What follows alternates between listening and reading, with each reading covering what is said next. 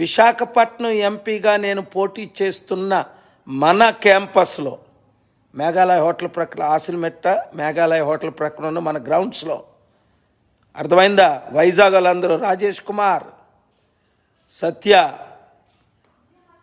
ఒక్కొక్కరు 100 మందికి చెప్పండి. సింహం సింగిల్గా పవన్ కళ్యాణ్లా 10 పార్టీలు మారం, మనం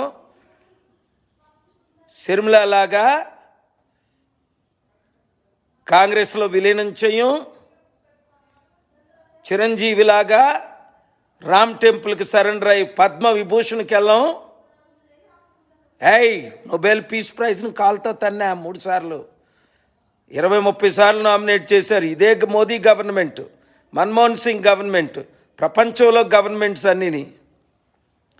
సురేష్, మనకి నోబెల్ పీస్ ప్రైజ్, భారతరత్నాలు నథింగ్.